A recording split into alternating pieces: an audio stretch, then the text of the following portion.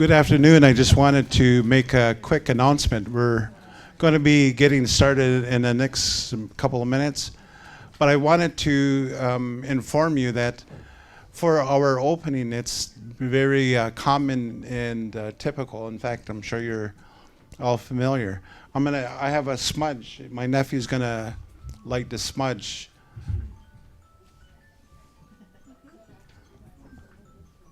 Somebody's phone. Nice. Good reminder. A nice tune. I should point that out. It's not my stomach. I'm not growling. So we're gonna light the smudge soon, and I just wanted to mention that because I know some people might have a smoke allergy. We're not gonna go around the room. We're just gonna light the smudge, and but it'll wafted throughout the room. And but this is a ceremony which is very common, and it's a way that we usually begin our gatherings with a smudge, so that it's part of a purification. It's a ritual that we have where we cleanse ourselves before we do our opening.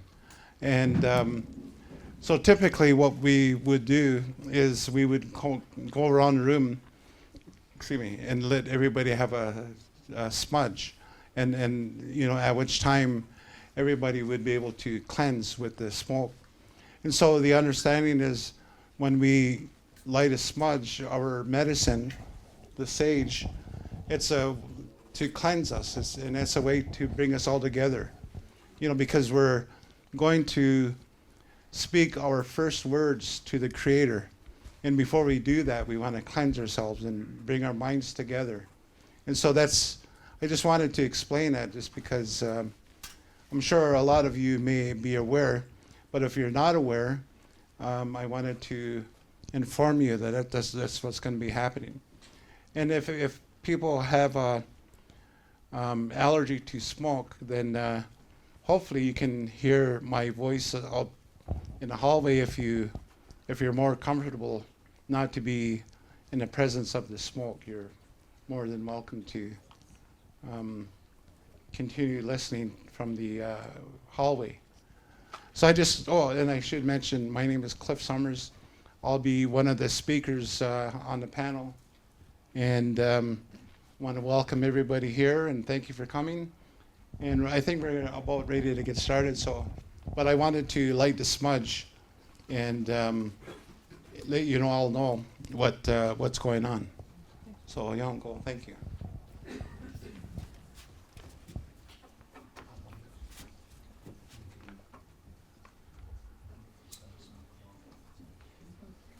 What's that? Oh, wouldn't that be funny? Yeah, that's probably. Oh, really? I've never heard it go off.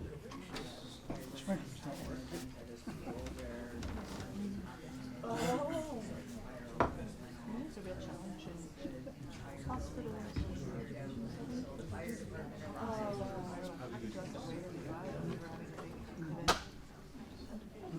Oh, good.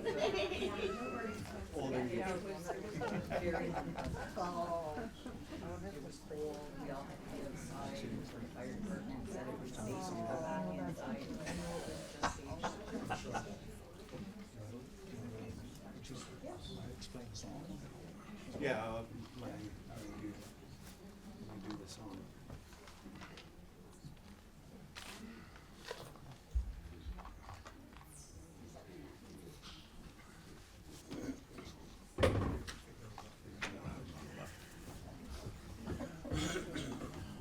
You go ahead.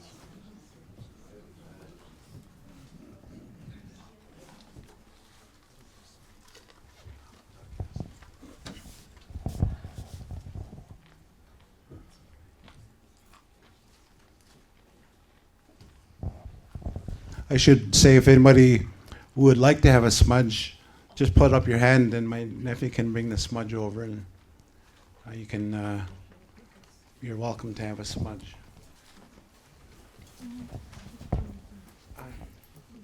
John, you close.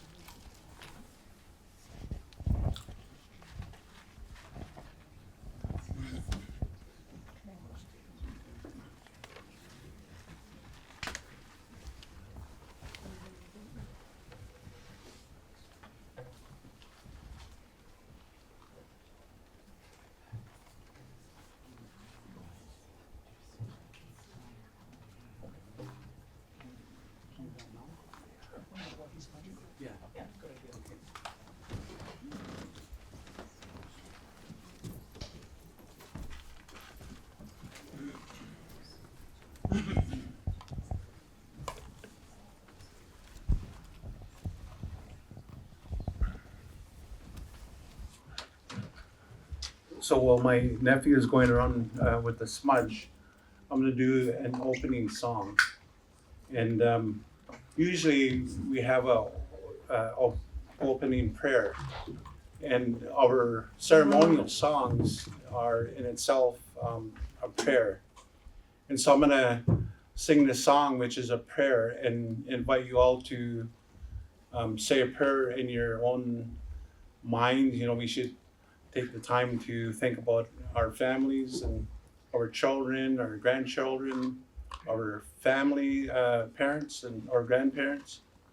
And so this is a time that we're going to take to pray through, like I said, through the song. And, you know, one of the things that I like to emphasize when we have gatherings like this, when we come together, I like to remind us that, you know, we're all related, regardless of what our religious affiliation is, or even our sexual orientation. Regardless of what it is, we all have the same mother. And so through that, we're all related. And in our culture, one of the things that's common among our people right across Turtle Island is we say, all my relations. And that's to remind us and to emphasize the fact that, you know, there's more reason for us to be and come together, which is why we have this purification ceremony, to cleanse ourselves, you know, of all of the negativity and all of the things that as mankind we've been using to separate us through our culture and through prayer and through our intention and certainly through our song. We want to try to come together, you know, so we can enjoy what we have more in common than what separates us. You know, in a couple of days, there's a individual who we all know is going to begin his term as the next president of the United States. And so he has a phrase that has come to symbolize so much negativity and division. I mean, not only in the United States, but in Canada and around the world. And so what I have always tried to make a point of saying is that, you know, in 1492, our people, our ancestors, they were the ones that welcomed all of your ancestors, the people who are not indigenous to this land, who came here in search of a new beginning, came here to our shores and were welcomed by our ancestors. And so at that time, there was, you know, more of an interest to do what we could to make sure that the people who arrived here would be able to survive here, you know, because it's a very harsh environment or climate. And so in that spirit, I want to say, you know, we want to make North America great again. And so I wanted to make that point. You know, so by that historic experience that we all have in common, you know, there was a time when there was mutual respect. There was a time when there was mutual acceptance, and there was a hope that we would all be able to, you know, come together and survive together. And I used to point out that, you know, the former prime minister, or well, he's still our current prime minister, he used to be fond of saying, we are all treaty people. He doesn't say that as much anymore. But, you know, in reality, it is true that we are all treaty people. And I noticed in the exhibition that's going on here, there's a picture of one of the wampums of our people. And one of the common wampums of our Haudenosaunee, I'm from Oneida. And so is Oneida, we're part of the Iroquois Confederacy. Or in our language, we say Haudenosaunee, which means people of the Longhouse. And so, you know, one of the one of the one of the wampum that we really kind of celebrate, that kind of depicts the idea that, you know, we're all treaty people, is it's known as the two-row wampum, and it's a wampum of that depicts our two vessels. For Indigenous people, it's kind of epitomized by the canoe, and for the people who came from overseas, you know, they have the ship, and so on the wampum, it's two vessels traveling in the, you know, so-called river of life, side by side together, and that was the understanding, was that we were going to be respectful of each other and respectful of the things that are unique about who we are, the differences, and so we would travel together down the river of life, and so we call it the two-row wampum. In our language, we say giswenta. And the first treaty or two-row wampum that we had was with the Dutch people. And so it was, the first one was, it was actually made in 1614 or 1613. And 1613. In 2013, the people from our confederacy went to the Netherlands to basically celebrate the two-row wampum, to commemorate the 400th anniversary of the two-row wampum. And so, yeah, it's true. We are all treaty people. And so, you know, what I've found that I had to say is that, you know, they got the gold and we got the shaft. And, you know, the idea of us celebrating our you know, being together is that we're supposed to celebrate and enjoy the riches together, the bounty of the land. You know, because Canada, for the most part, is known for its natural resources. And so, yeah, we are all treaty people. So, but it shouldn't be that we are the poorest people in the land, which is true about Indigenous people. So the poorest people in Canada are our people. And so if we were more, and I think that's really what we strive to, sorry, I can go on and on. I should say, what was the question? But you know, so I wanted to just give you some idea about what it is that we're going to do while, you know, we have this little time together. It's such a, despite the cold, it's such a beautiful day, and it's such a beautiful time that we could all be together. So thank you for being here and for giving me the opportunity and giving us the opportunity to share with you. And anyway, so I'm going to sing the. So the song is I call it, it's called a Honka song, and it's from our ceremony of adoption. And so when we come together in ceremony for an adoption, to make relation, we do that by acknowledging the four directions. And so, you know, so I'd like to, if you can, I'd like to ask you to please rise for the song. If you can, if not, then just be comfortable. And so you can tell by the song, by the drum beat of the song, that we're gonna change directions. So we're gonna, starting with the west, I'd like you to close your eyes and think of when I start singing, you know, that we're gonna be facing the west, and then we're gonna turn to the north, and then we're gonna turn to the south, or to the east, and then to the south. and then I'll come together. And the idea is through this Honka ceremony, through this Honka song, we're gonna become related.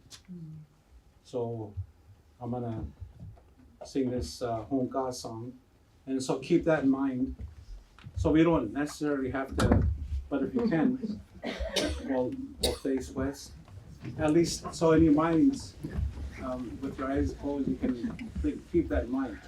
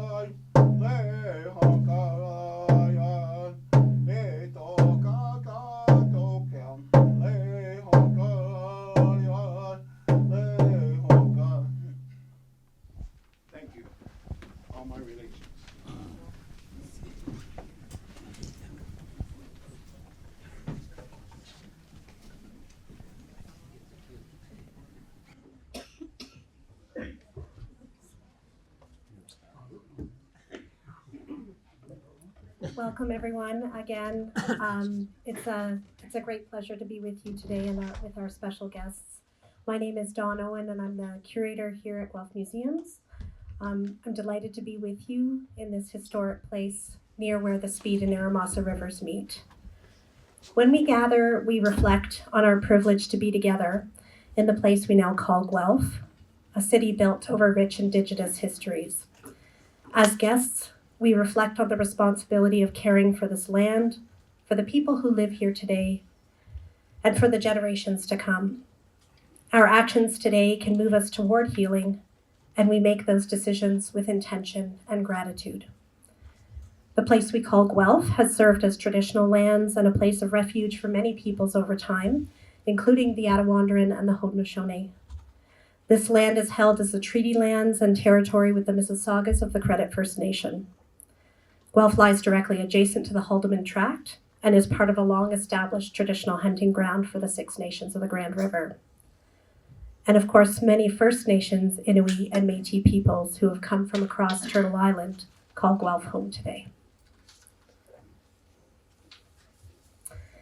Welcome again to the opening of Darkness and Light inside the Ontario Reformatory, an exhibition that shares stories of an institution that in its earliest phase aimed to improve the lives of those who were incarcerated, but would become one of Canada's most notorious prisons. Yet, the Reformatory was not without hope, creativity, and a vision for life within and beyond the cell walls. I would like to thank Brian Skerrett, Brian Skerrett, as it were, who, without hesitation, said yes, exclamation point, I wrote, when we approached him to curate this exhibition. Thank you, Brian, for your tireless commitment to learning the truths about the Reformatory, for your advocacy on behalf of so many whose stories are woven into its history, and for your deeply collaborative spirit.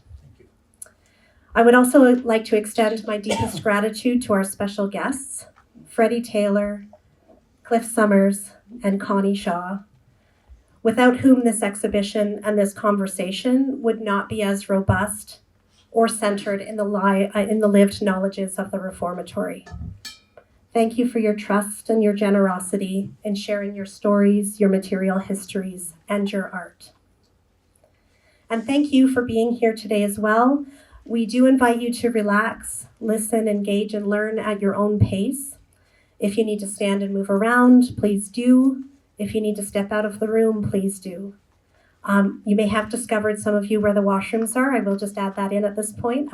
There are washrooms at the end of the hallway here in the second floor, and also 2 washrooms on the first floor of the museum, which are accessible by the stairs that are just outside of this door to the room, and then also by the elevator. So thank you, friends. I'm going to turn the stage over to our guests. You're going to come over here? Okay, great. Thanks, Don. Thank you, everybody. Thanks for being here and welcome. Thank you, Don, for the introduction. Interest in the reformatory lands, the York lands, the Guelph Correctional Centre has always been high in Guelph. In 2000. Susan, what year was the doors open? 2009? The lineups were around the block, and it's a very big block. More people didn't get in than got in. Thank you. Somebody asked me the other day, why are we doing this now? And of course, this exhibit specifically, and it's not just because Don suggested that now is a good time. Why did Don suggest this is a good time? The reformatory lands are under so much pressure. The trestle bridge, the wooden trestle bridge that was built in 1912, the city wants to demolish it. The powerhouse and the chimney, the province wants to demolish. The city wants to put a parking lot on one end for their operations campus, and at the other end, it could be accommodating stormwater management ponds. There's another proposed project that may be on a short list for a site that rumor has it that it rhymes with hospital, but we really don't know. So there's a lot of interest, and there's a lot of competing interests. And I think it's important for us to all acknowledge that that we have an interest in this site and its history, and that the history also informs our future decision making. And of course, Urban Park Guelph, I'm affiliated with, has been advocating for this to be a national urban park, and that we see as the best possible end use for this site. And even most recently, part of the work that Urban Park Guelph did was highlighting the murals in the Native Sons room, the murals that colleagues and contemporaries of Freddy's painted when they were incarcerated. Having these 3 panelists together on the same stage is a really rare and wonderful opportunity. I don't think we're going to see something like this happen again. So we are privileged to be here with all 3 of you. And I'm going to give just a few explanatory notes on the exhibit before we get to the panel discussion. One, this isn't a history of the reformatory. Don and I talked about doing that at the outset, and within 2 weeks we went, oh, that's way too big. We can't do that in this space. We would need a place the size of the reformatory to do justice to the reformatory. Second, a lot of the exhibit and the research has been about correcting the record. There have been a lot of mythology around it, a lot of rumors around the site. I'm not going to address them here, but I will mention one because it's one of the biggest ones to knock down, and it's the myth of how long people were incarcerated there. What's the answer? 2 years a day. Exactly, except that that's wrong. There were 2 different sentences for the most of the time that prison operated. People could be sentenced to 2 years less a day, determinate, and another 2 years or less a day, indeterminate. So you could conceivably be sentenced up to 4 years. On top of that, if you committed 2 crimes, you could get sentenced to 2 crimes concurrent or consecutive. So if you had stacked sentencing, I found one fellow in 1922, His name was Grant Love, and he was sentenced to 5 years for 10 crimes. And they were consecutive sentences. The third thing I want to acknowledge is that I will frequently refer to men. And it's kind of a weird juxtaposition in this day and age to just say, oh, the men, because we're not used to saying that anymore. But in this case, this was an institution for men. So I just want to clear the air on that. I'm not being sexist. That is just the nature of this story. And really quickly, I want to talk about redactions. A lot of the material I received through a Freedom of Information request was the names were redacted by the province. Some material I received, the names were redacted by me, names and or faces and or even redacted by not including information. And most of that has to do with respect. It's respect for the men and the young men, particularly, who were incarcerated here, who at the time of their incarceration may have said, yeah, I don't mind if my picture's in the newspaper. But here we are 40 or 50 years later, and they may have tried to distance themselves from the young men who were incarcerated. And it's not our role at Urban Park Guelph or in this exhibit to out people or expose them. It's, so we don't expose anybody who hasn't already either been introduced to or they've voluntarily talked about their history. That actually leads to tricky territory because we were talking about this at my house last night with Freddy and Cliff and Connie. Because are we silencing voices? Are we hiding people who should be celebrated? You can only make it decide in one direction, and so we've decided to err on the side of caution. But it did lead to another really good conversation about taking some of the books of poetry, some of the newsletters, and creating an organization that can reproduce this material and then in turn support Indigenous men and women in the prison system today. So that may be something that immediately comes out of this exhibit. The Native Sons need to be the subject of a lot more scholarship and a lot more attention than has been given to them. Not only because they were in prison, but because of why they were in prison. They were in prison because of the 60s scoop, because of residential schools, because of the Indian day schools, and because of intergenerational trauma. And the Native Sons were a symptom of colonialism. And at the same time, they were an antidote for the men who were suffering from colonialism. And our guests today are all very, very familiar with this. So that's it. I'm going to launch into a couple of introductions. Connie Shaw, retired from her career in education, social work, and the ministry. She was the chaplain and coordinating chaplain at the Guelph Correctional Centre from 1981 until its closure in 2001. She spent over 30 years working with offenders in the community and in a variety of prisons, and recipient of awards for work in corrections and community development. She is active in leadership with seniors organizations, church activities, and choirs, and she is a former clown who loves to bring smiles and tell stories. Welcome, Connie. Thank you. Clifford T. Summers, and Cliff is my pronunciation advisor, has been for a couple of years now, and I'm going to mispronounce some of these things. Clifford T. Summers is also Oe Tranekea Moni. Pretty close. The translation is his tracks appear as he walks.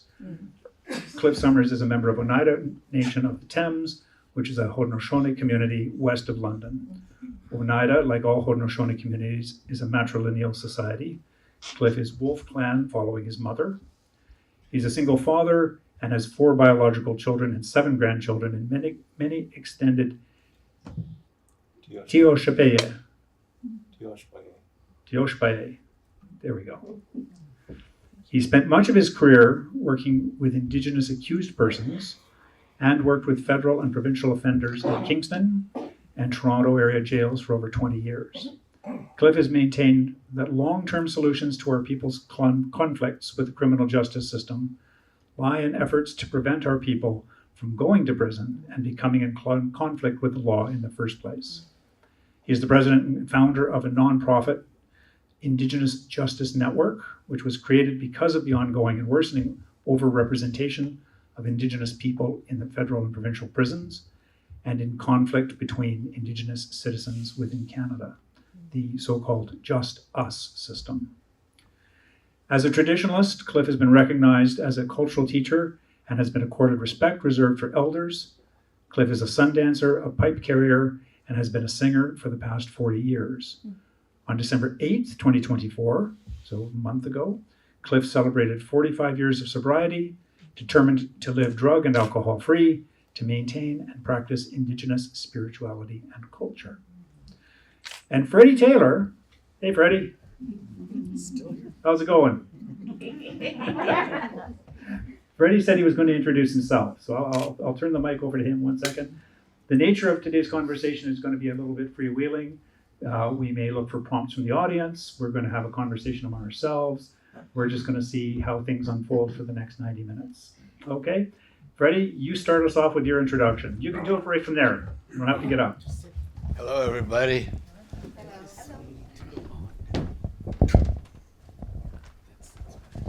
Okay. Hello, everybody. I'm glad you're here. I'm going to tell you a story of my life. My name is Fred Taylor, and I come from Curve Lake Native Reserve, just outside of Peterborough. But I can't live there due to the damages of my early childhood. And I'll explain to you why. And I was one of the ones, the co-founders of the Native Sons way back in the mid-70s. And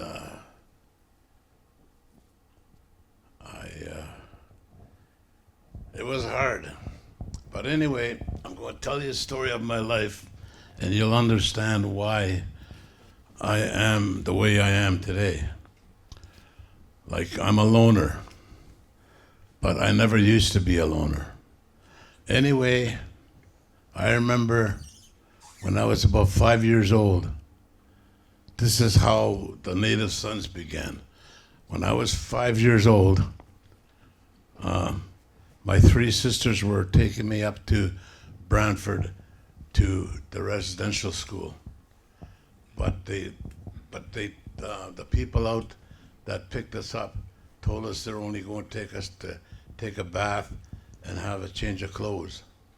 But after that, I never seen my parents for 10 years, you know, and I missed them, and I cried for about a year or two, and I was they told me at the Mohawk Institute that I would be let to visit my sisters once a week because I was so small and I couldn't understand English or speak English. And but I never got to see them in the 10 years that we were there. I think it's only about a dozen times my sister that's the age next to me, you know, she told me that. I talked to her a lot before she passed away. But anyway, when I first went to Brantford, you might not think that this has got nothing to do with the Native Sons group, but it has a lot to do with it. Because when I first went into the Mohawk Institute, my hair was cut, my ears were pulled, you know, and I was beaten for the first day. And I was beaten because I couldn't speak English, but they made me speak English, and here I am today, not able to speak my own language, which is Ojibwe. And there's a lot of, I can't say hatred, there's a word for it, but a lot of uneasiness in my heart. And most of it is from mistrust, because during those 10 years at the Mohawk Institute, I was sexually abused by a colored minister and a white minister. When I told the white minister what this colored minister had done, oh my God, man. They called the little boys up from the breakfast table and watched me get one hell of a severe beating with a belt. with studs on it, you know, them horse buckles, that type. But man, I woke up 3 days later, you know, all bloody. They didn't even wash my blood off. But that's when I knew that I was going to be different. And I was different. That's when I had the feeling that something powerful moved inside of me, and it was the devil. Eh? A lot of people on this planet don't believe there's a devil or a God, but there is. And anyway, through those 10 years, when I went back to the reserve, I couldn't stand it, you know. People laughed at me because I couldn't speak the language, you know. So I just took off and from Curve Lake. I was only there for about 3 months when I got out of the 10 years at the residential school at the age of about 16. And by the age of 18, I was doing 2 years less a day for armed robbery. But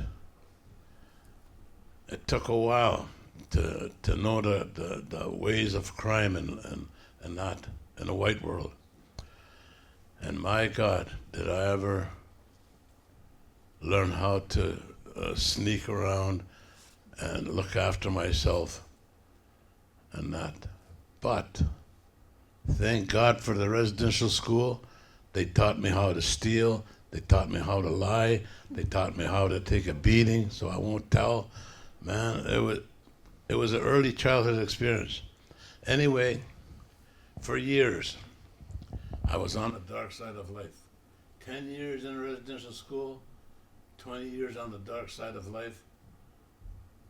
And my God, that's the type of people that I associate with, that I'm happy to be among with.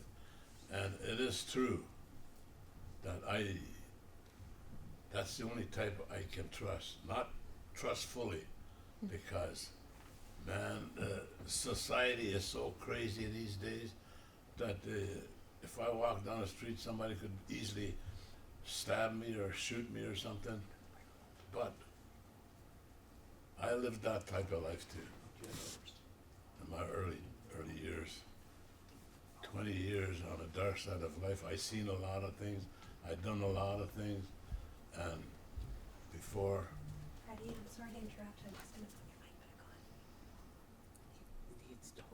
on. You just want to come near me. I do. I do. You know what? Let's do this one.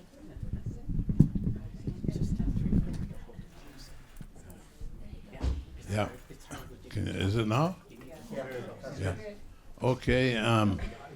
After the 10 years in the residential school, I was rightly trained for being a thief. And a lot of people don't believe that, because where else would I have been? Learned all that secret stuff. But that's not the point. During those 20 years, like I was saying before, I was interrupted. I want everybody to know that the panelists and I had a conversation last night, and we were given permission to interrupt. Anyway, I was about going on 18 when I did 2 years less a day. That's a lot of time for first offense, eh? But I survived the 18 months in there with no problem, because prison to me is like going back home into the residential school where I'm safe and I don't have to worry about food. Eh? But at the residential school, some of us had to go to the dump to eat in Brantford, because bigger boys would take our food, and then during those 10 years, I'd be doing the same thing. Muscling little kids for their stuff, you know, even their dump candy. You know, I'm imagining beating somebody up for a piece of dump candy. But anyway, after the residential school, I put another 8.5 years in prison, you know, doing odd things and everything. But I enjoyed it. To tell you the truth, I did. And I miss it. Today I miss it. Because, man, it was easy money, a lot of excitement, and a lot of mistrust along the way. See, when we're born, the Creator, on our first breath of life, He gives us a path. And along that path, there's heartaches, broken marriages, everything you hear. But my path was really rough. It was really rough. Like armed robberies, home invasions, everything that I did was kind of bad. And then that's the only type of life I had, was the dark side. And I'm pretty sure that that's what the Creator gave me for that path. So one day I'd be out in the community speaking like I am today about the damages, because a lot of people don't understand why they're like that, and the path is crazy. Well, I'm here to tell you it is true that the path that the Creator chose has a meaning, because during those 20 years after the residential school, like I said before, I was on the wrong side of life with the wrong kind of boys, bikers. And so anyway, near the end of my travels, I was an alcoholic, and I'll always be an alcoholic. No matter if I'm sober for 30, which I have now, 37 years. But, I'll always be an alcoholic. And I will always like being around bad people, because, it's exciting in life. It is really. Sometimes you find yourself, sometimes I used to find myself in the alleyways, all beat up, or it was bad, or my hair cut off, I had long hair at one time. But the people would get mad at me for what I was doing on the street. And I'd wake up in the alleyways all blood and, oh man, God, please help me, Nothing came, nobody answered. So, during that dark side of life, at the end, I joined the biker gang. And was where I was really comfortable, because they heard about me, they knew about me, and they didn't trust me, That's why they got in there. And the president of the biker gang was the one that nicknamed me Bang Bang. Freddy Bang Bang. Yeah, that's me. But anyway, that's not the point. The point I'm getting at is my path was rough and dangerous and everything. And so when I went to Guelph a few times, I think I went to Guelph 3 times. But on my third time or second time, I can't remember how many times I went back. But when I went back to Guelph,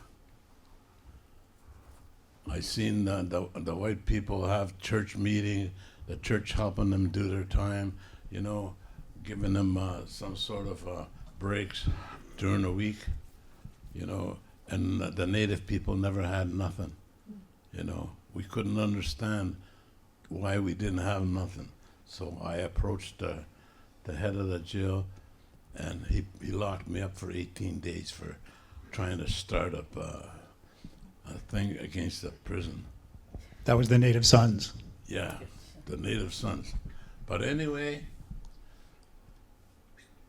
the Native Sons, man, when I asked for the group, because we didn't have nothing, we weren't comfortable in the white world or other what the hell you call it? People, different colors. We weren't happy there because they had everything going for them. Native people never had nothing. So after I got my 18 days in the hole, he knew I wasn't going to give up. The head guy at the prison, he knew I wasn't going to give up, and he finally said, okay, we'll give it a try. Hey? And that's how the Native Sons were born. And my God, we had a good time. We never talked about religion. We never talked about other people. You know, we were there to help each other overcome the trust from the society. Some people say, oh shit, well that was your problem when you went in jail. No, that's not the path. They missed the path, eh? You know, on the dark side of life, there's a lot of beautiful things. A lot of beautiful things that will take you. It's just like alcohol. You know, when you're about 16 or 17, I'll have a drink, I'll have a party. And by the time you're 39 or 40 or 60, you're almost dying. You can't get rid of the craving of alcohol. It's powerful, man. I know one time, as I was a Native Sons, I went on to the reserve and I was drinking with my other brothers, and they kind of joined and beat me up or something.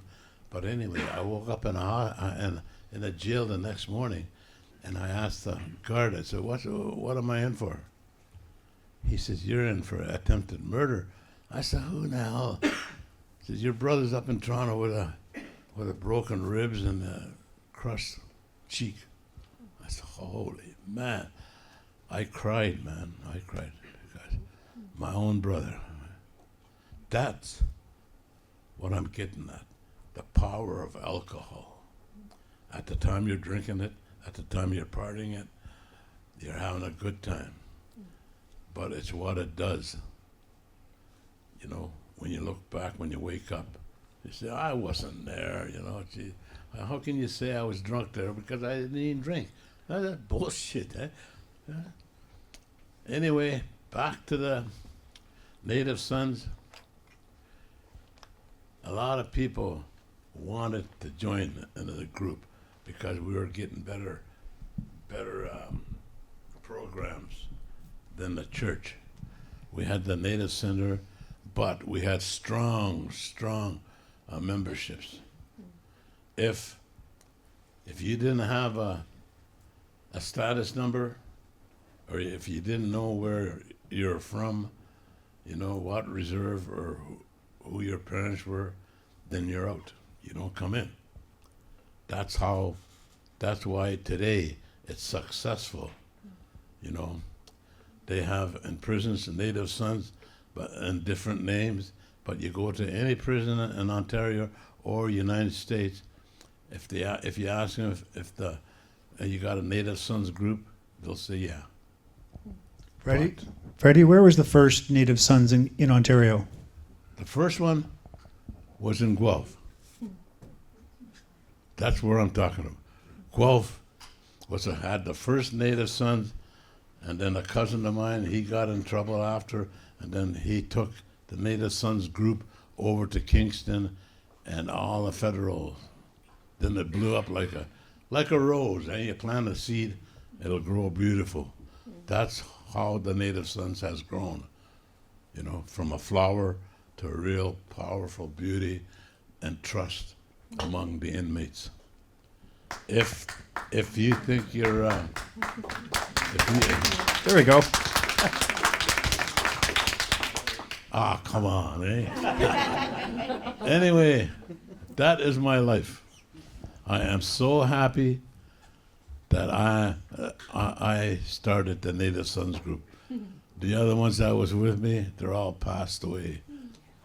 But, oh, I forgot to tell you about when I joined the club. I had my initiation night. We were just partying, you know, carrying on, having a wild good time. And then I tripped on a little tiny, something on the floor anyway. I tripped on that. It was only a little tiny thing. And I woke up in a hospital, you know, with a concussion. And I was sick, man. I was sick as a dog. And nobody around, God or Jesus wasn't around. And I laid on that hospital bed, crying. I said, oh, all I said was, oh, please, somebody help me. Please. And you know, I heard a little voice way back. He said, I'm here. Hey. So here I am. I never got to join the bike. I never got to ride the bike they made me, or the colors on my back. But I'm still proud I was with them. You know, that's the thing. I'm still proud I did all that bad stuff, because the Creator talks to me every day. Don't worry about it. I'll look after you. You go back out with your people and tell them about your life, and guaranteed there'll be somebody in that crowd that had the similar life. That's what they want to hear. Hey? And if anybody don't believe in a Creator, I'll tell you, he says, he told me that he was the one that put Jesus on Mother Earth, you know, and Jesus didn't do a good job. So Turtle Island is it's not heaven, it's a spirit world up there. You know, a spirit world. In my paintings, you'll see the spirits, the lines on my paintings, the little dots, things like that. And every painting I do has a story written behind it, because I have to do that to help others. When people buy my painting, they buy it because of what it means. You know, the love from the society that I have now. And I don't know, but sometimes it's hard. It's hard not to keep that life. You know, the good life. That's what I'm talking about. It's really hard for me to walk straight, because this year alone, I don't know why I'm still here, but this year my son passed away on Christmas morning, 2/17 Christmas morning, and then my wife passed away October 29th at 2:17. This is crazy, you know, 2:17. And then my other daughter, she just passed away a couple weeks ago. And it's tough, man. A lot of broken hearts. Broken hearts, I feel, is worse than anything I walked in when I was younger, you know. And I am so grateful and thankful that I can drive down the 401 from Peterborough to come here. That's a lot of miles. It took me 3 hours, but it come here, and the Creator says you should go. I wasn't going to go. I wasn't going to come, you know. I almost picked up the phone and said I can't make it today because my car's broke down. But he told me to get out there because somebody needs you. And we're glad you came. Yeah. Thank you, And Freddy. guys, I'm glad he introduced himself. I don't think I could have done that. I want to say miigwech to everybody. That means thank you in Ojibwe. Thank you. But I wouldn't want to tell you what I think of society. I heard about it last night. Okay, thank you very much. That's right. It was a 3-hour drive to get to Guelph. 2 more hours in Guelph driving around looking for me. We did have fun last night. We maybe should share some of that, I but must have passed Paisley Street about 10 times. it's a long street. I do invite you when you're upstairs to see some of Freddy's artwork and to search it out. It is amazing, and it's his story coming out and the feelings that come out in a very creative and meaningful way. So thank you for the art that you do. Really appreciate that. Yeah, I'll go ahead. Connie, I'm just going to throw it back to you for a second. Yeah. You and I spoke this morning, and you had said to me that just looking at the exhibit had you revamping your commentary for today, and you wanted to talk a lot more about the light and the hope side of things. Do you want to comment on that for me? Right, thank you. Yes, one miscellaneous comment, because it's a good one, and if I don't say it, I'll forget it. Freddy's comment about the church people got all the good things and the Indigenous people didn't. It's right. Before my time, but I heard stories where if you went to church on Sunday morning and listened to the sermons, then you got a piece of paper, a ticket, so you could go to the movies at night. Strange system sometimes. Yeah, I'd like to react to what is upstairs and comment a little bit on that and then lead into the Native Sons program that we're mostly talking about this afternoon. Brian had warned me, and I kind of felt that he had dropped into the dark side of prisons. And yes, in the dark side of Ontario Reformatory, or Guelph Correctional Centre, as it was later called. And he chose the theme for upstairs, dark and light. And yes, the dark is there, but the light is there as well. And I want to travel with that for a little bit. Before I do, there are 3 chairs up here if anybody wants to slip up and sit for a while. And there's another chair over there. So you're most welcome to come forward and do that if you wish. I'll prattle on. And I got 2 laps. Freddie, you're great. Okay, thank you for being here. The Correctional Centre or Reformatory as a prison is that. It is dark, it is confining, of course. It distances you from people, it's closed in, you end up in solitary, you're in the dark alone with your thoughts and yourself. These men could speak to it much better than I could, the darkness of the place and of institutions, all institutions. The other side, the light, is when the reformatory was created, built, established, I guess is the word. It was established for the younger offenders who were causing havoc in Guelph, of course, to be housed in a place where they could learn the land, where they could learn to farm. Perhaps learn a trade out of that. There was good intent from the citizens, and initially that was the purpose of the reformatory, was farming. And my understanding is we had cattle, we had an orchard, we had fields to harvest, and a number of the men really gained from that, enjoyed working on the land, and learned about working with other people and respect. As years went by, though, people began to get a little more concerned about safety, and the bars and the buildings started going up. In that dark, gets a little heavier as you're living in a cement box, barred walls, and if I may comment in behalf of our Indigenous brothers and sisters, their whole essence is related to the land. Their living is related to the land, and now you're in a cement box. Just hold on to that for a little bit.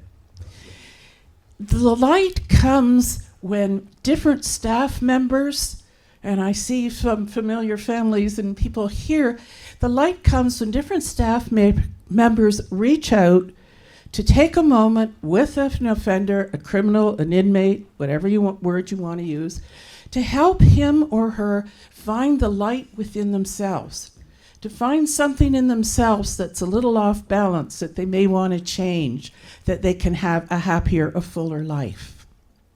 That light is there. And I don't want to miss recognizing different staff members, correctional program people on through. I won't do the history, but across the years, there were different theories in society as what might help the offender change. And the latter years at Guelph, there was a lot of programming. There were shops where people could learn a trade or at least work at a trade. The programming was to help with addiction, with mental health issues. And one of the departments was chaplaincy. So I was a chaplain or a minister, whatever you want to call it, but some people called it the God Squad, and that was okay too. I also got addressed a letter to the partial care department instead of the pastoral care department. It's fun. So I was there in my own faith and in belief, helping to bring a little bit of light into the darkness of what was going on around me. One of the endeavors that got started 3-4 years before I arrived was the Native Sons program. And I'll focus a little bit on that. The chaplain who preceded me, Father Doug McCarthy, helped get the program going. You need to understand, in an institution, a prison, inmates have no power. That's it. So they needed a staff person or two to advocate with them, not for them, but with them. So it was the men that initiated, the men that said, we need, we want, and it was staff that worked with them. Prisons are security. It's all about what you can't let in and get in. So Doug McCarthy and the men, and I'm hoping Cliff's going to talk a little more on that in a minute, that was how things got rolling. And to appreciate it, they started by getting a room where they could talk among themselves, learn among themselves, the brotherhood idea, and where elders and community people could come in and talk about the culture, talk about their spirituality. A little side comment. When I got the job, when I came along, I was told I have the Native Sons program, and I went, okay, I came from Sarnia, and yeah, I knew some Indigenous people from there, but here I am. I went into that program, woman, white, and a representative of the institutional church. You need to know how good the men were to me. There was respect there. Some of the guys ignored me completely. That's fine. But some of them, there was that respect there. And I went in to help them get whatever they needed to be and to learn and to change if they wanted to change. I enjoyed the elders that came in. I sat and listened to them. I'd go into the room, I'd take a chair in the corner, and I'd listen to the elder, and I learned a lot from them. And I saw a lot of changes in the men, a lot of benefit in the men, and being able to come together amongst themselves. Just to share one story, one of the fellows, I'm just going to call George, name out of the sky, one of the fellows, part of the group, George, was kind of getting into some leadership in the group, and he was doing well. He left, went back out to the community, finished his sentence, and I don't know, it didn't seem to be that many months later, he was back incarcerated with us again. For a while, I realized he was avoiding me, didn't want to talk with me. But eventually caught up with him, went over, and he was ready with his, I said, what did you learn while you were out? What are you going to do different next time? So that was the leaping point for us, and we talked. He got back in with the Native Sons group, did really good with the group for both himself and the other fellows. Eventually, he got out, went back to Toronto and got involved with the Indigenous Centre there and got involved again helping a lot of the brotherhood who were in Toronto and also who were in institutions. That's my segue for Cliff, and to let him go a while, and I could come back a little bit later if anybody has a question or anything. You have a microphone. Cliff, I think you were the first Native liaison person with me. I know I went through, but you were first, which was good. I leave it to you. Can everybody hear me? No, it's not working. Oh, it's a little button on the side.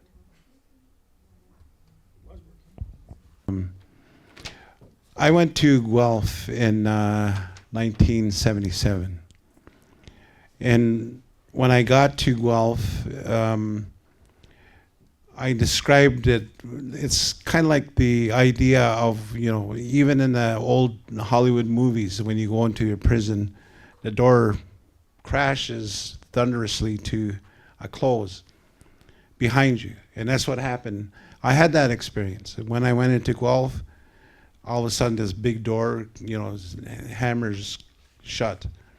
And so at that time, it occurred to me that I could do one of many things. I can, you know, jump up and down and holler and scream. I could cry. Whatever I did, I was aware of the fact that whatever I did wouldn't change the fact that I was at Guelph Correctional Centre. What I decided to do was to make the best of my time when I was there, which is, and it's kind of funny because once you make up your mind about something, you know, one of the things that was just commented about was that on December 8th last month, I observed 45 years of sobriety. You know, so to do that, I had to make up my mind about who and what I was going to be about. And so I remember in 2015, I was invited to Ottawa to talk to a group of youth who were coming from British Columbia. And so I was thinking, well, what can I say to youth, young people? What can I convey to them to give them some kind of a message? And so what I decided that I was going to do was talk about my sobriety. And so I made the point to them, which is what I want to share with you, was that when I quit drinking, I did it on purpose. And so, you know, and I explained, you know, just like as children, you always want to, you know, talk to your parents about, Mom, Dad, you know, so-and-so did this and they did it on purpose. And you know, so you kind of get some idea about what you mean when you say, I did it on purpose. But my point was, I had to define what my purpose was.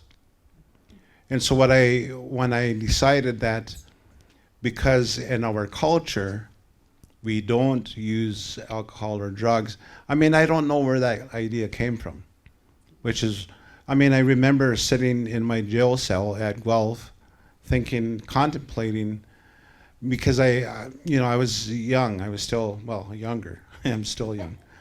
And I remember thinking that, you know, at the time I was 19, so I thought, well, you know, I can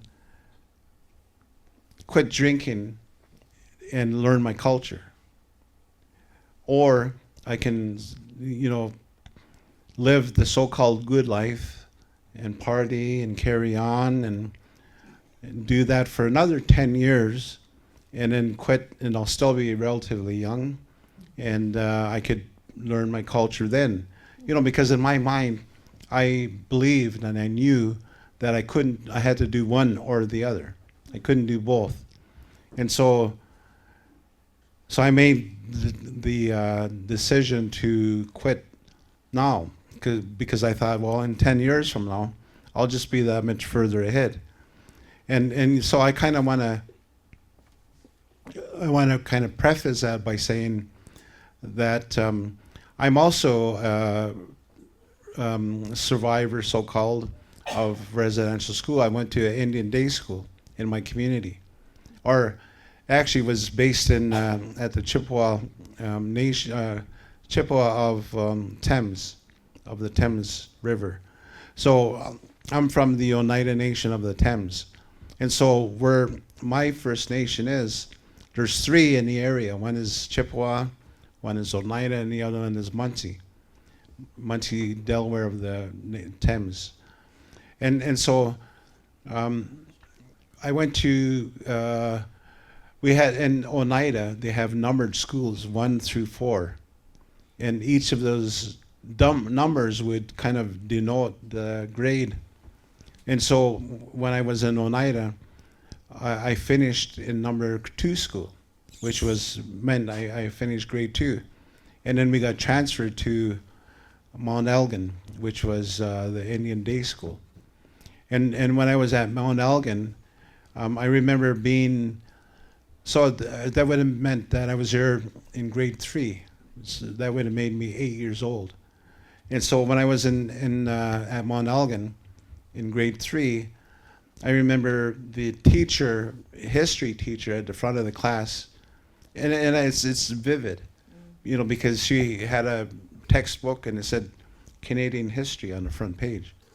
And then it had a bright red maple leaf. And so, so for all intents and purposes, it was sanctioned by the Canadian government because this is Canadian history. And so I was being taught about,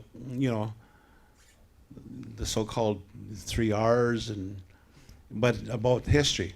And so when I started to be taught that the Iroquois people, and I'm Oneida, which is part of the Iroquois Confederacy, as I mentioned earlier.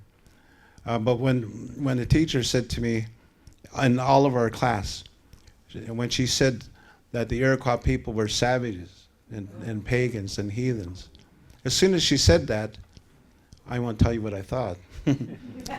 It was, but it might be a family program. Anyway, I immediately turned off I became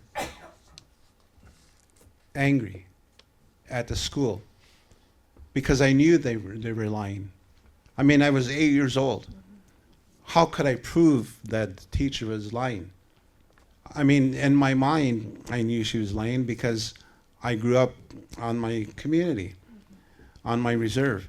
And then, so if it was true that we were heathens and savages and all of these things that Canadian history portrayed us as, then I would know, that our people are not the people that I described that welcomed my ancestors, who welcomed your ancestors.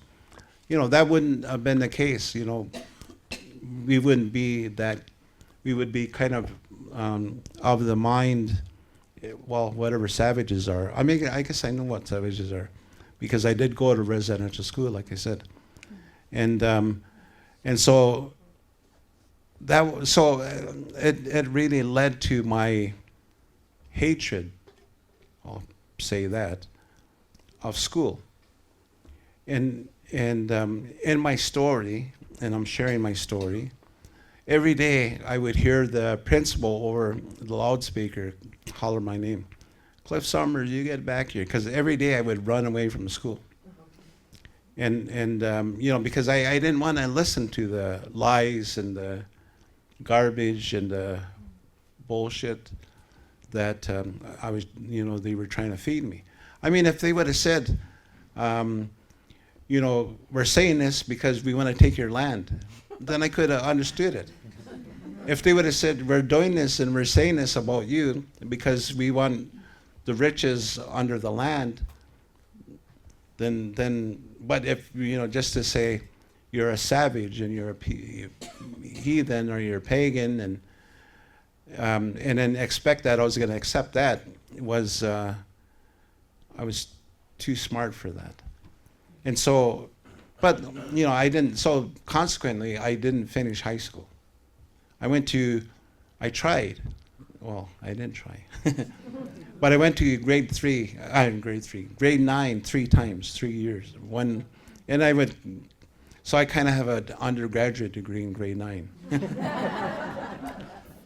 And so I mean, since then, I did about, in 2019, I started a paralegal studies program, and I finished it.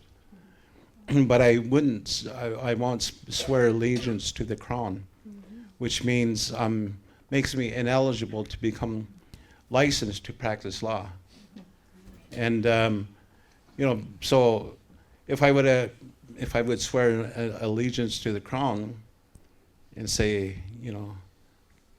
King Charles, I love you, and blah blah blah, then I'd be able to practice law today. But and I should mention, and it was mentioned that in 2018 I created an organization called the Indigenous Justice Network, and before that, from 1984 until 1991, I worked in the federal prisons in Kingston. And from about 1981 until 1983, I was a Native Inmate Liaison Worker at Guelph. And I was on parole.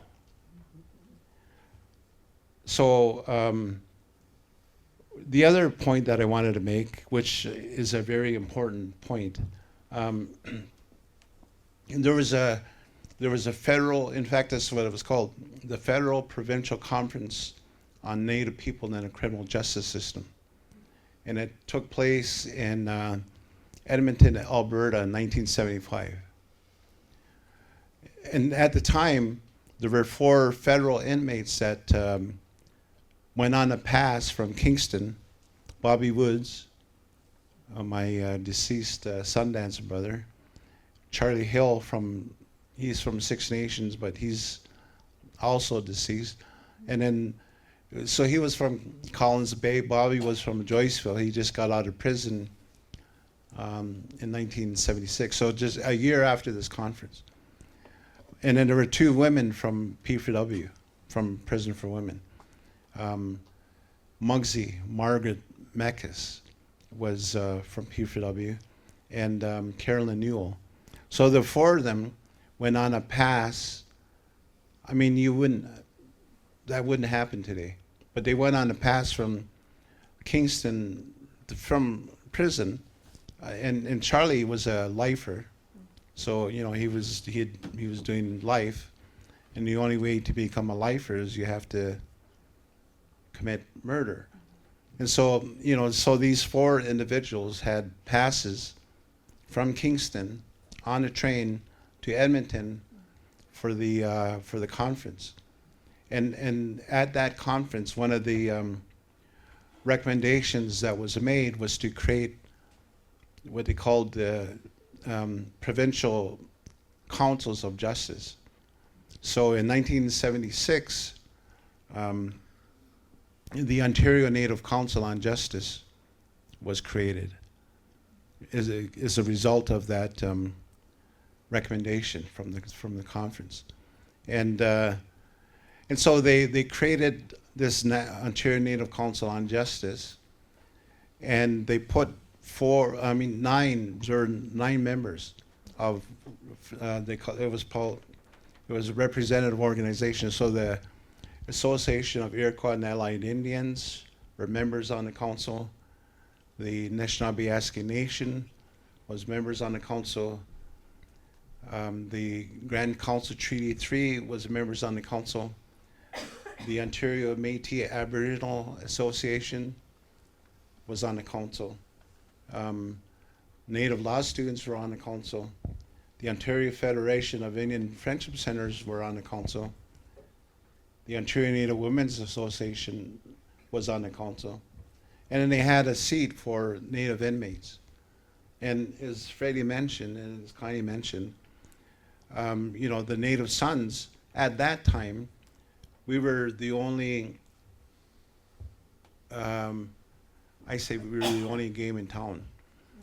Later on at Thunder Bay, they had the Native Sons at Thunder Bay, at the Thunder Bay Correctional Centre. And so because I was the president of the Native Brotherhood, or the Native Sons, I was a member on the council. I was a representative. So I represented people in the Ontario prisons on the Ontario Native Council on Justice.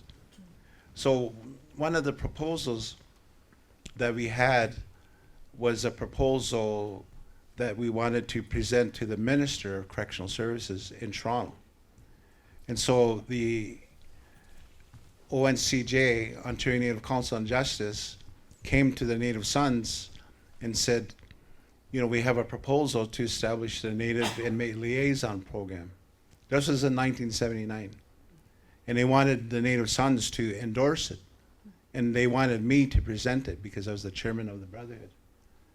And so, you know, the Brotherhood met, and so we said, okay, we'll support it. But because, and then by the way, so last December 10th was the 75th anniversary. You may know this or may not know this, FYI. It was the 75th anniversary of the United are the Universal Declaration of Human Rights. And so I was invited to a panel to talk about human rights from an Indigenous perspective, because there's an increasing narrative in Canada about denying genocide. So after the discovery of 215 unmarked graves at the residential school in Kamloops, British Columbia, at first, everybody was kind of just appalled, like the whole world was appalled. How can there be a unmarked 215, no less, unmarked graves at a residential school of children? So so the whole world was completely appalled. In fact, the Prime Minister lowered the flags to half staff right across the country for over a year. And I just heard on a podcast, the criticism about that. So anyway, I was invited to be on this panel to observe the 75th anniversary of the Universal Declaration of Human Rights, and because of denying genocide. And so so there is such a thing as savagery. I call it residential school. And so as you know, there was Truth and Reconciliation Commission, and they went across the whole country, and it was supposed to be 5 years, but it actually turned out to be 6 years. And it actually finished in 2015, which is why I was invited to talk to the youth in Ottawa, at the conclusion of the TRC, in a presentation of the 94 calls to reconciliation, or 94 calls to action, it's called. And so I went to, and so I'm coming all over this place, but I'm trying to bring it all under a theme. But so that was in 2021 when they discovered these unmarked graves. A lot of things happened, and since then, everybody's kind of, not everybody, I'm sure none of you people are denying that, Canada committed genocide. I mean, the Pope said it. The Pope came to Canada to apologize for residential schools, the fact that so many of our, probably, we estimate maybe 75,000 of our children were killed in residential school. I mean, there's nowhere in the world where that has happened. And people are saying, the Secretary General of the United Nations basically has said that there's a genocide occurring right now in Israel, and in the Gaza Strip, the Palestinian people are being, they call it carpet bombs, and supposedly the savagery that happened was the 1,700 people that died on the attack by the Hamas in 2 years ago or 3 years ago. Anyway, so there's truth and reconciliation. Before we can get to reconciliation, and by the way, I'm so fed up with that word, reconciliation, because I say at the core of it is silly. And so I call it reconcile action.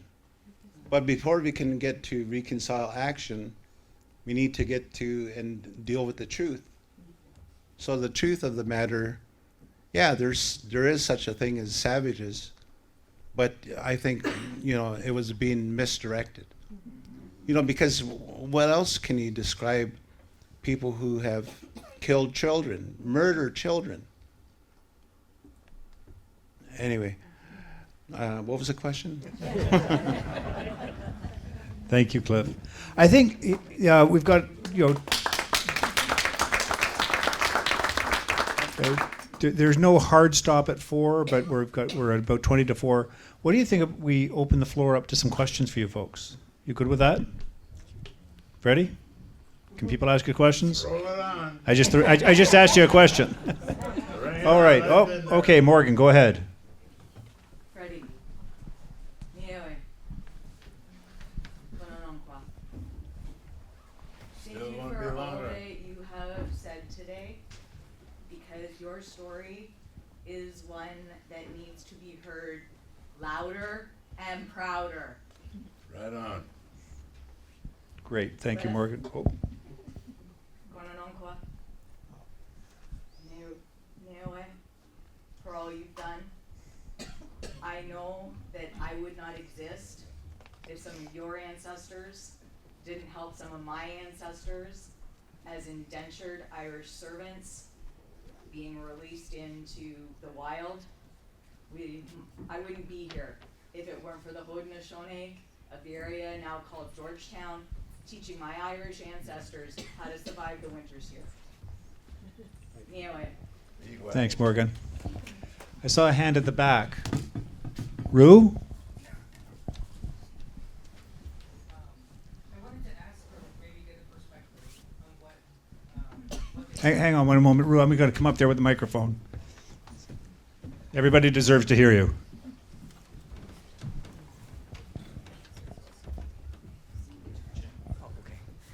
I wanted to get all of you's perspective on why we don't see so much effort or movement to try and hold people accountable for the things that happened during that time period of the residential schools here in Canada. I'm not from Canada originally. I'm from Texas. I'm a Lee Pond Apache from my father's side, and I'm still researching my mother's side. But as I learn more and more about the history here, I just don't see any accountability of that.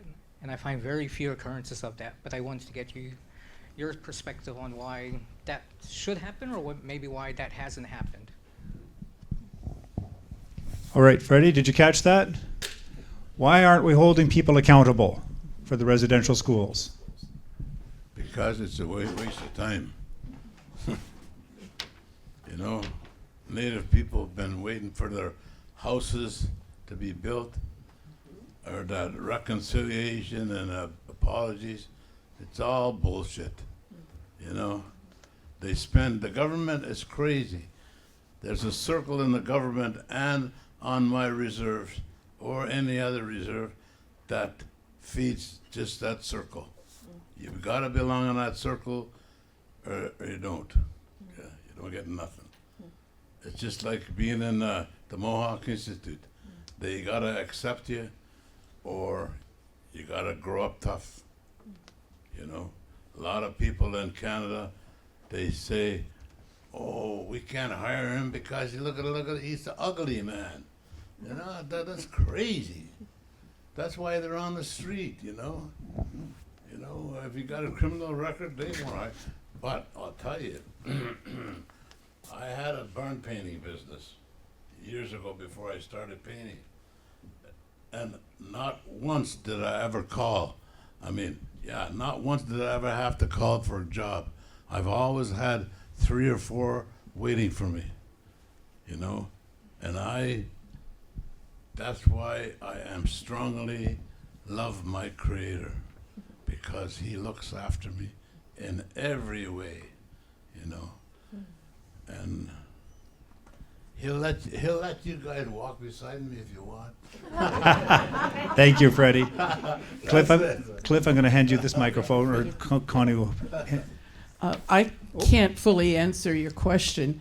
All I can say is it's a lot of people don't understand, or maybe sometimes people don't want to understand.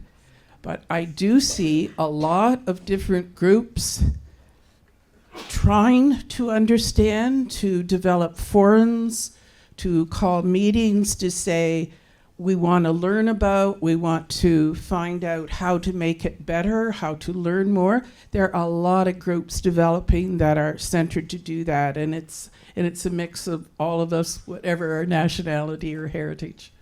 Great. Thank you, Connie. Cliff, go ahead. Thank you for the question. It's a very important question. And it's a question that needs to be considered and answered. So I mentioned in 2018 that I created this organization called the Indigenous Justice Network. In 2022, after the announcement of the 215 Kamloops 215, I organized a national conference. I called it the World Conference Against Genocide. And I had this meeting, the conference in Ottawa, to address that very issue. And I've discovered that I have to spend more time explaining that in 1867, Canada became confederated as a country. But the Mohawk Institute that Freddy went to, they started building that in 1828. It opened in 1831. Residential schools they had launched and were under operation well before Canada became a country. And so my question has always been, under whose authority? So from 1831 until 1883, when Canada took over the policy called residential schools, they created.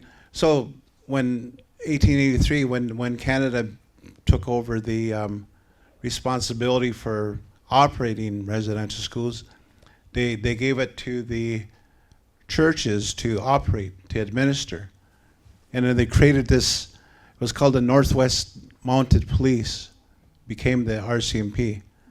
They gave it to the Northwest Mounted Police to basically ensure that the policy was carried out, to enforce it. And so that's why you hear stories of children and communities. They would talk about, a police boat coming with actual gun turrets on the boat to pick up the kids to take them to a residential school. So, because I wonder if, and maybe I'm sure some of you may have even asked yourselves, if that happened now and they were coming for your children, what you would do. I guess I realized that I'd probably be dead by now because I wouldn't allow it. And back then you couldn't, it wasn't up for negotiation. That's why they had to come with guns on the boats to come and say, oh, by the way, or in Freddy's case, we just want to take you to get some clothes, so that's how the whole orange shirt phenomenon started. Phyllis, a young girl, Phyllis, I forget her name,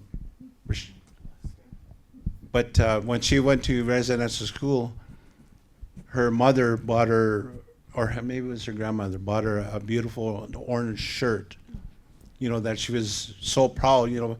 All of our kids, even today, the tradition is that kids, start school, they have new clothes, so everybody kind of looks forward to getting their new clothes so they can go to school. And Phyllis, had an orange shirt, and when she got to residential school in 1975, I think, they tore it off of her, and they never returned it. But she never knew what happened to her shirt. But so that was the inspiration for what is now the Orange Shirt Day. and so that was why I got orange on my ribbon shirt, because to denote my solidarity with the orange shirt movement. I'm going to mention one other thing. In 1974, on September 30th, that was the beginning of the 30th session of Parliament. And coincidentally, there was a name, sounds like Trudeau, who was the Prime Minister. Rhymes with Trudeau. And there was a group that started in Vancouver, and they came across Canada, and they called themselves the Native People's Caravan. And as they were coming across the country, they developed what they called the Native People's Manifesto. And the idea was that they were going to present this at the opening of Parliament to the new session of Parliament. And so they arrived in Ottawa on September 30th for the presentation and the opening of Parliament, to give this to Pierre Trudeau, who was the Prime Minister at the time. And so to say that as Indigenous people, we have our own aspirations, we have our own ideas of things that we want to do for the sake and benefit of our own people. We have our own solutions. And so that was the manifesto. And so when they went to deliver the manifesto, they were attacked by the RCMP riot squad. And so that was in 1974. So, yeah, history has a funny way of kicking us in the ass. So would you say that the Orange Shirt Day, to go back to Rue's question, is maybe the beginning of an effort to start asking for accountability?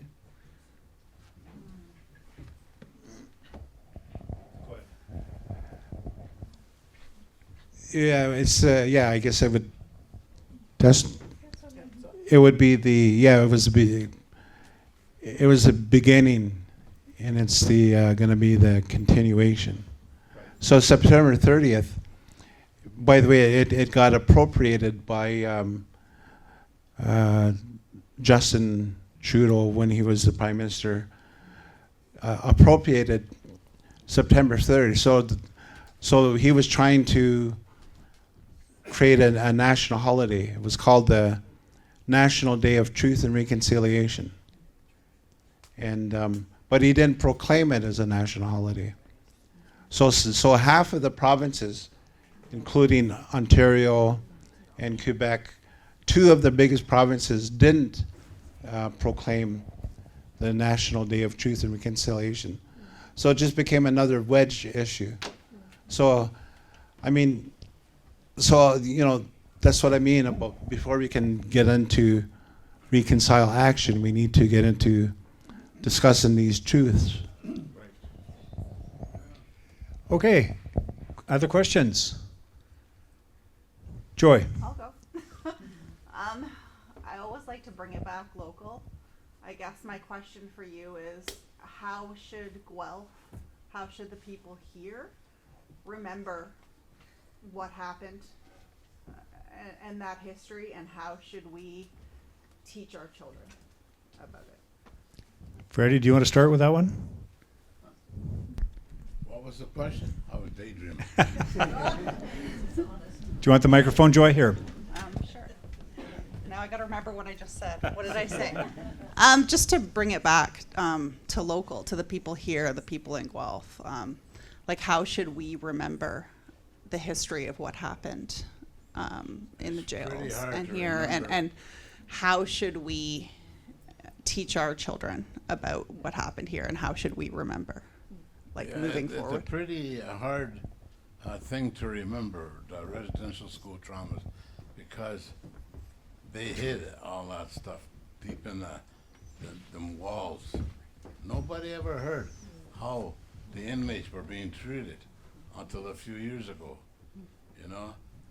That's just like our native government. They've been promising us for years about a better life, or water and things like that. But it's all crazy. We can't understand that, eh? Yet they promise us every year, and then we vote them in anyway. You know, it's crazy. If it was me, I would just shut it down and put it in the Mohawk Institute. Freddie, let me ask you, let me reframe the question. If we can do something in Guelph to help remember the Native Sons and what happened in the Guelph jail, what should we do to do that? Make a nice gold statue of me. Love it. All right, Cliff, over to you. Thank you for the question. It was a very important question because really, you know, there's a way past where we got detracted and derailed and off track.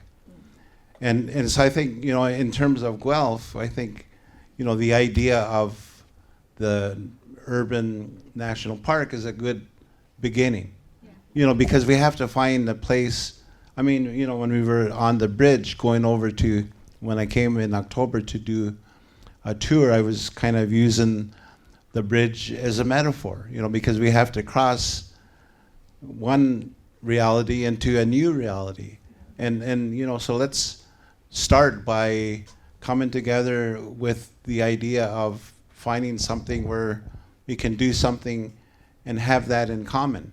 So, you know, a good way to repatriate the land that used to be used for such pain and suffering, you know, like a prison, a good way to reconcile that action is to open the national park.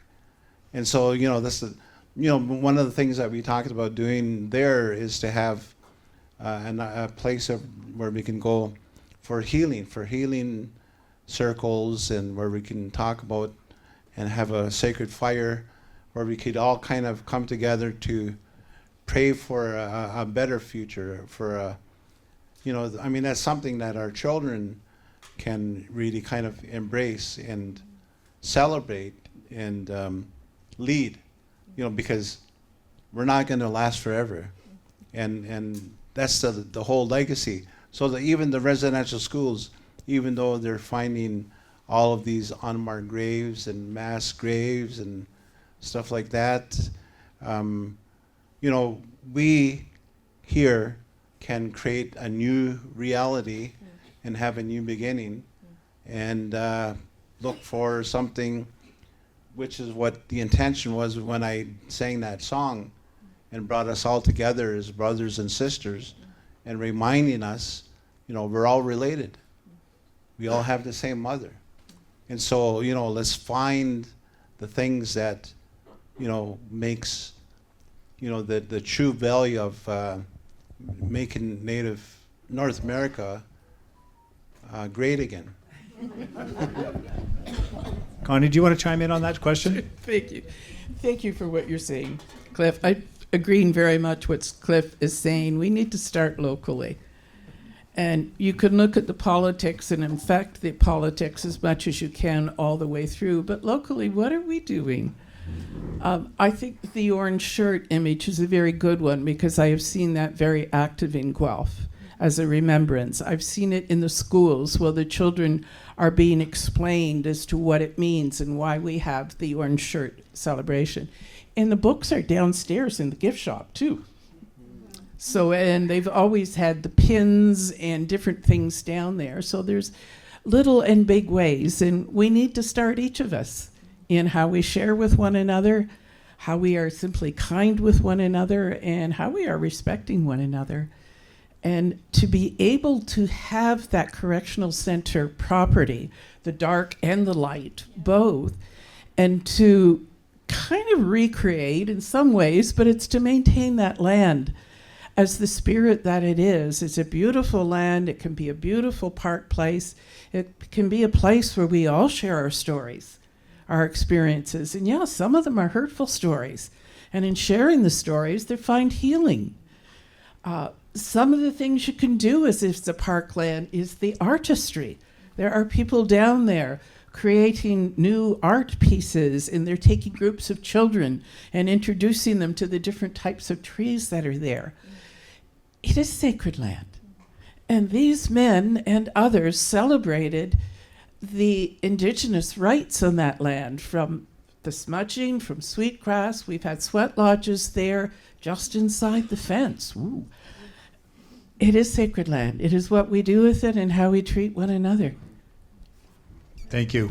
Thanks for the question, Joy. And I want everybody to know I'm with Urban Park Guelph. I didn't pay Joy for the question, but I did pay Freddy for the answer, or Cliff for the answer. I think we got time for one more question. At the back, go ahead. Can you tell me what condition those paintings are in now at the Reformatory? Oh, I'll have to take that question. Yeah. So, terrible. The murals that we're talking about in the Native Sons room, we actually haven't seen them for years. The last time anybody saw them was in a video. Some urban explorers broke in to the prison. It was a break-in, not a breakout, and they took video, and we could see that I think one of the 4 murals that was documented by Infrastructure Ontario has failed completely, and that was a mural by an inmate named Ray Nobis, and it was Freddy actually who helped us identify who had painted that mural, and that was important. The 2 other murals were by Richard Bedwash. There's a 4th mural we haven't quite figured out yet. The 4th mural is painted on board, and it's covering a window. And even the Infrastructure Ontario report from 2014 says they thought it could be removed if a suitable receiving community could be found. But there's been no forward movement on that. I think one of the Bedwash paintings might be in reasonable condition because it was very much on an interior wall, but the other one is gone, one is failing quickly. It may be gone by now. The last time we saw it was 4 years ago, and nobody's had any success getting access. And I will say the other mural that exists on that property is the jail fire mural, which is in the basement of the chapel. And the last I heard on that is that the chapel is effectively condemned. The holes in the roof you can see from Google Earth, from satellite views. It's terrible. And I think that building is very close to falling in on itself. I don't think we are going to have the opportunity to salvage or even document further that mural, which is really, really a shame. So, I want to end on a happier note. Yeah. Is that it? I think I'll turn it back. Actually, no, I've got comments. Here, do that for a second. Then I'll turn it back to Don. I had a couple, yeah. All right, my comments. It says I want to acknowledge that a lot of my recent work on this site, of course, has been through Urban Park Guelph, trying to establish a national urban park on this property. And one of Parks Canada's requirements is that it has to advance reconciliation with Indigenous peoples. When I met Freddy the first time, he gave me a lecture with a lot of expletives deleted on the word reconciliation. When I met Cliff, he really worked to give me context for the meaning or the absence of meaning of that word. When I met with counselors from the Mississaugas of the Credit, they told me they don't even use the word because it means different things to different people. Urban Park Guelph has actually stopped using the Parks Canada language when we talk about reconciliation because we, much like when Cliff talks about truth, we introduce it with healing, understanding, and reconciliation because you don't get to the third one without doing the healing part and achieving understanding first. And I think understanding is another word for truth. We can agree on that. And yeah, as Councillor Farrell said to me, we're not going to get to the third part without getting to the first two. And that's it from me. So do you have a wrap up?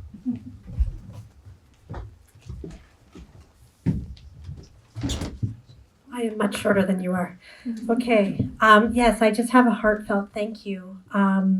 firstly to Freddie, Connie, Cliff, and Brian for the conversation today, for the joy of your friendship, for the trust that you've placed in us to hold your stories and to hold them well in this exhibition, for the gift of being here with us in the community, for the opportunity to record your conversation so that we may share it more widely.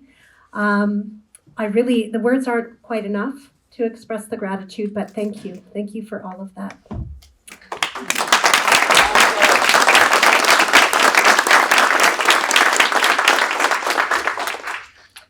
I do want to let everybody know that Freddie did bring a painting with him, and it is, you saw it probably on display in the hallway there. It is available for sale. I'm not shy to share that with you. And if you're curious to talk with Freddie about that piece, I'm sure he'd be delighted to have that conversation. Some lucky person might just be able to take it home with them for the right price. I will say too that just a thank you to Chef Sean Adler and his partner Whitney of Powwow Cafe for the beautiful food that we had today.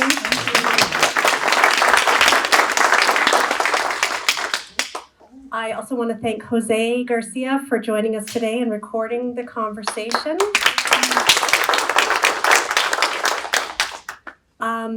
Designer and illustrator Gareth Lind of Lind Design here in Guelph. I don't think Gareth was here, and I think spent a good while listening to the conversation. Without his collaboration, we wouldn't have had the show that we have upstairs, and in particular the map illustration that is on the floor of the room. So thank you to Gareth. Also Judy and Lee, who are literally miracle workers at Sign Art Center here locally in Guelph that helped us to put the show together. And the amazing team at Guelph Museums and all of you for joining us today. We do invite you to linger if you have still some more time to spend. The exhibition is open now. It continues until April 30th at least. And please tell everyone to come and see it. I think part of our duty to truth is learning the history. And because of these gentlemen and Connie, we have an opportunity to share stories we didn't know about before. So let's do that together.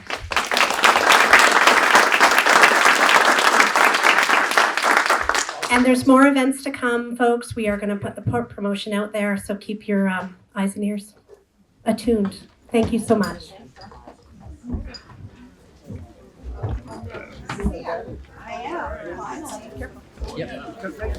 Oh, you're not supposed to know. Yeah. I know, right?